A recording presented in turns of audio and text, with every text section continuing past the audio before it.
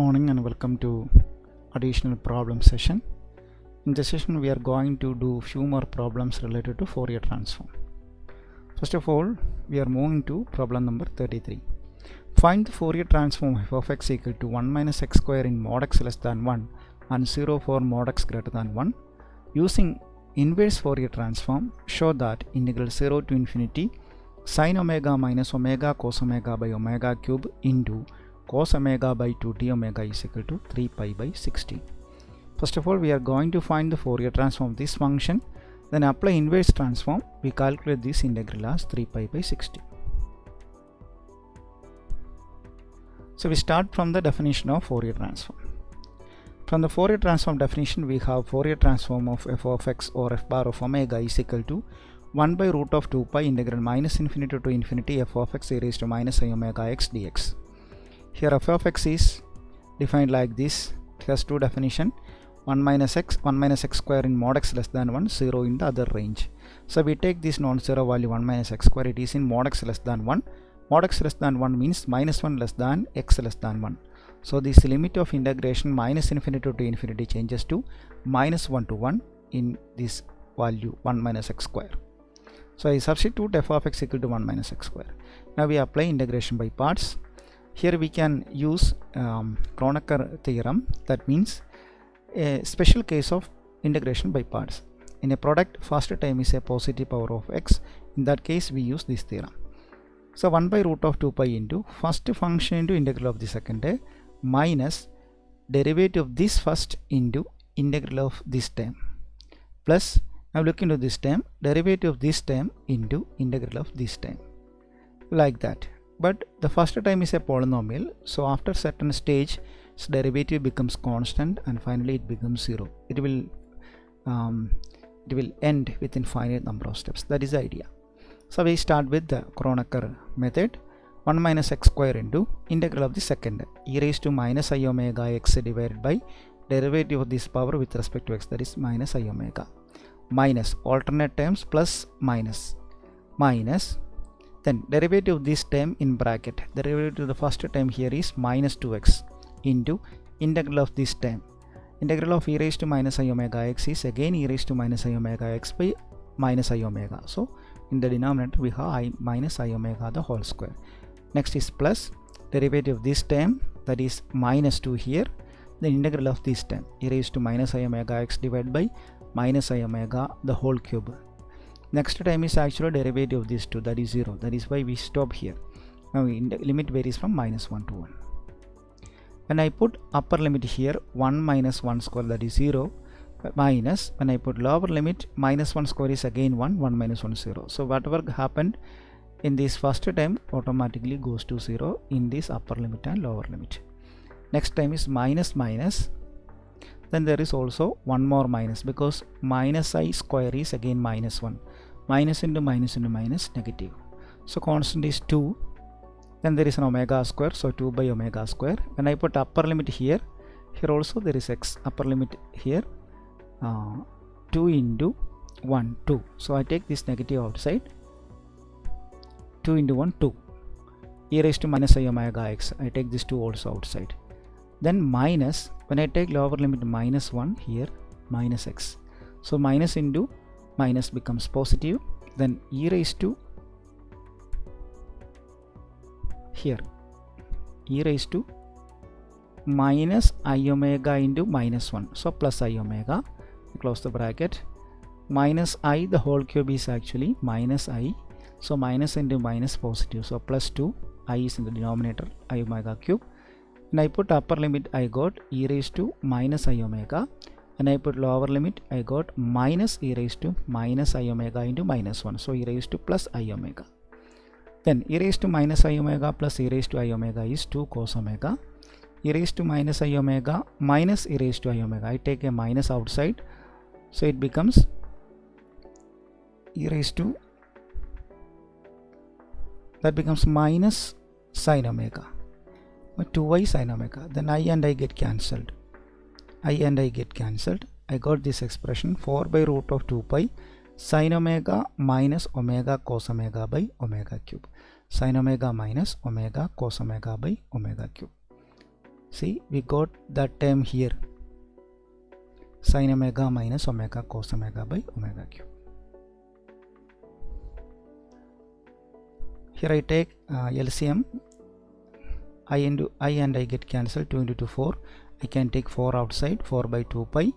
Then this term is positive sin omega. Here this term is negative, minus so omega into cos omega by omega cube. Now we apply inverse Fourier transform to evaluate this integral. By inverse Fourier transform, I know f of x equal to 1 by root of 2 pi integral minus infinity to infinity Fourier transform into e raised to I omega x d omega. Here our Fourier transform is 4 by root of 2 pi into sin omega minus omega cos omega by omega cube. I put here. I take this term outside.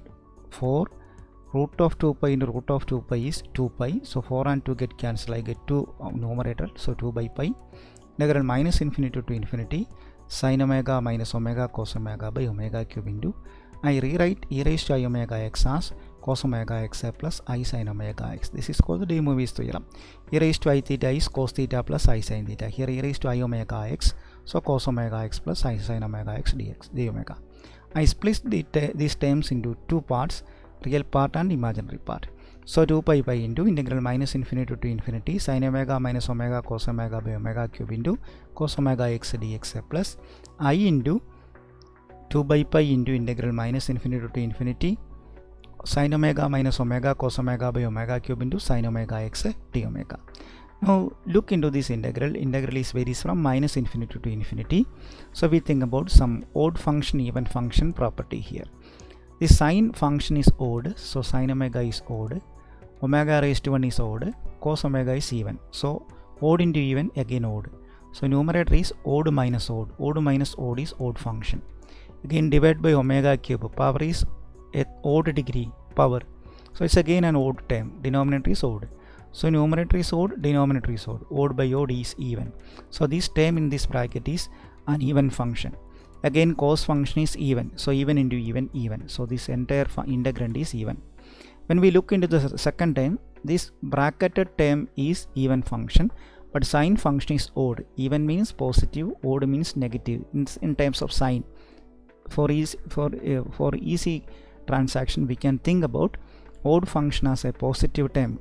This even is positive term, odd is negative, something like that. Plus sign and negative sign. Plus into minus minus. So entire function, so entire this integral becomes odd function. So integral minus infinity to infinity odd function is 0. Integral minus infinity to infinity even function is 2 times 0 to infinity, 2 times. So one more 2 here. So this term goes to 0. I apply even function result here, that is 2 times, that is 2 into 2 4. Integral 0 to infinity sin omega minus omega cos omega by omega cube cos omega x d omega.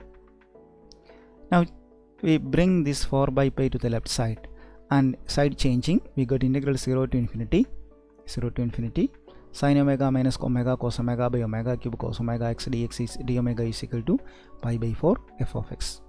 Now we are going to make this term cos omega x to 1. So it is easy to put x equal to 0, x equal to 1 by 2 here. So cos omega by 2. In the second part of this integral, we need a term like this, cos omega by 2.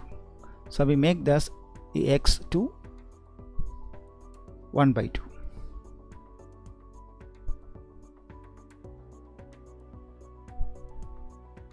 Put x equal to 1 by 2 here, it becomes cos omega by 2. There is x only here. Right side also there is an x, so we put x as 1 by 2. So integral 0 to infinity sin omega minus omega cos omega by omega cube cos omega by 2 d omega is equal to pi by 4 into f of 1 by 2. Next we are going to put 1 by 2 in the definition of f of x. We know f of x equal to 1 minus x square. So when we put x equal to 1 by 2 here, I got this expression pi by 4 into 1 minus 1 by 2 the whole square. That is 1 minus 1 by 4. That is 4 minus 1, 3 by 4. So 3 pi by 16. So this problem is very important because here we have to apply inverse Fourier transform. Then we think about the odd function property and even function property, and we eliminate one integrand from the scene. Then we simplify the another integral, and side changing and simplification we got this result. Next we are going to find the Fourier transform of f of x equal to e raised to minus x square. Hence find Fourier transform of x e raised to minus x square. Here if we have e raised to some x only, we can apply direct result, but here e raised to minus x square, so we cannot use that method. So as usual, we start from the Fourier transform definition. F bar of omega is equal to 1 by 2 root of 2 pi integral minus infinity to infinity f of x into e raised to minus I omega x dx. Next step, we will put f of x equal to e raised to minus x square here. So f bar of f of x equal to 1 by root of 2 pi integral minus infinity to infinity e raised to minus x square into e raised to minus I omega x dx. Now we bring these e raised to power terms together, so e raised to minus of x square plus I omega x dx. Now I rewrite this x square plus I omega x by completing the square. Here there is no constant term. In order to complete the square, I take the half of the coefficient of x, that is I omega by 2. Take its square, I omega by 2 the whole square, add and subtract it. So we got x square plus I omega x plus I omega by 2 whole square minus I omega by 2 whole square. This is of the form x plus I omega by 2 the whole square, x plus I omega by 2 the whole square, minus I square gives minus 1, that minus into this minus positive. So x plus I omega by 2 the whole square plus omega square by 4. So this can be rewritten as minus, there is a negative outside. So when we put minus in the outside, we got minus of x plus I omega by 2 the whole square minus omega square by 4. So I got minus of x plus I omega by 2 the whole square minus omega square by 4 dx. Here the integration variable x, so these terms can be split into 2. E raised to x plus y is equal to e raised to x into e raised to y. Here e raised to y part is e raised to minus omega square by 4. I take it outside. Then 1 by root of 2 pi integral minus infinity to infinity e raised to minus of x plus I omega by 2 the whole square dx. Now we put a transformation to x plus I omega by 2. I put x equal to I omega x plus I omega by 2 as t, so this becomes minus t square. And so limit of t is same as limit of x. So dx equal to dt. I put this transformation, we got e raised to minus of omega square by 4 1 by root of 2 pi integral minus infinity to infinity e raised to minus t square dt. We have a standalone result to this expression, integral minus infinity to infinity e raised to minus x square dx is root pi. We can use this result here. So e raised to minus of omega square by 4 into 1 by root 2 pi into root pi. So root pi and root pi get cancelled. So we get 1 by root 2 here. So 1 by root 2 into e raised to minus of omega square by 4. So this result is very important. This result is a byproduct of gamma function in special function. So we directly apply this result here. So Fourier transform of e raised to minus x square becomes 1 by root of 2 into e raised to minus of omega square by 4. Now we move on to the next part. That means Laplace transform of x e raised to x square. To find this Laplace transform, Fourier transform of x e raised to minus x square, we use the derivative of Laplace Fourier transform derivative. For that, I rewrite x e raised to minus x square as minus half into minus 2x e raised to minus x square to make it a derivative expression. That is why when I take minus half into minus 2, I got the same thing, x e raised to minus x square. But this can be written as a derivative of e raised to minus x square. Just look back. T by dx of e raised to minus x square is e raised to minus x square into derivative of the power, that is minus 2x. We get back this one.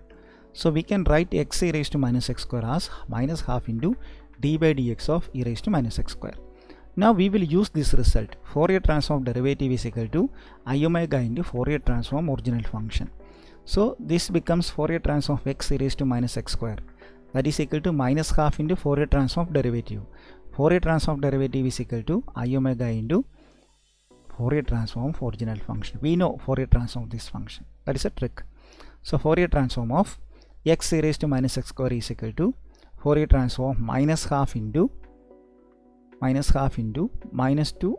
This minus 2 x e raised to minus x square is actually derivative of this e raised to minus x square. I apply Fourier transform on both sides. That's all. Fourier transform of x e raised to minus x square is equal to Fourier transform of minus half into d by dx of e raised to minus x square. That is equal to, I take this minus half outside, minus half into, then apply this result. Fourier transform derivative is equal to I omega into, this is derivative, so I omega into Fourier transform of our original function, that is e raised to minus x square. In the previous slide, I got Fourier transform of e raised to minus x square is 1 by root of 2 e raised to minus of omega square by 4.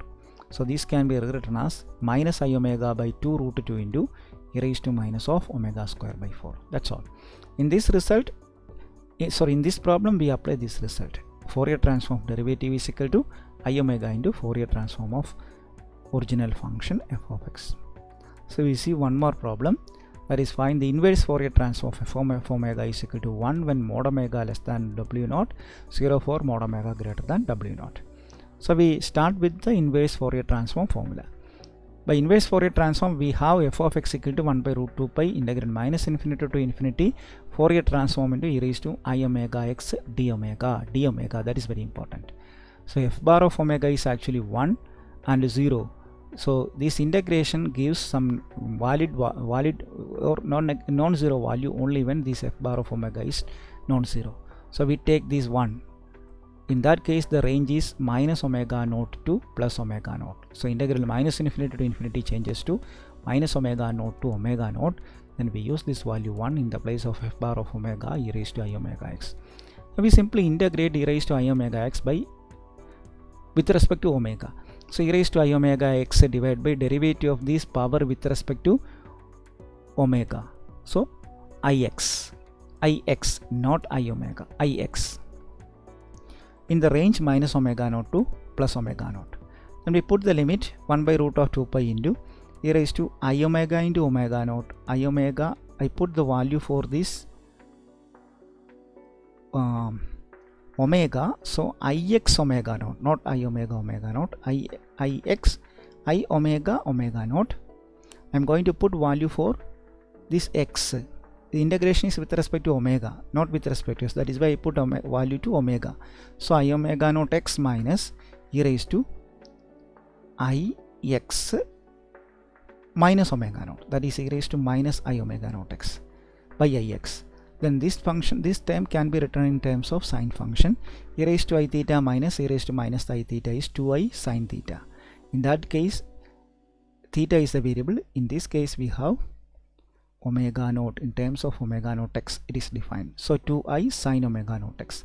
This I and I get cancelled, and 2 and root 2 get cancelled. So we got root of 2 by pi into sine omega naught x by x. Here we have to take two important points. One is integrations with respect to omega, and so this term will be in terms of x, not in terms of omega. That is a breaking point. Another point is we are giving the limit not to x to w, here omega to the omega. That is the two important points you have to remember here. So this is all about this session.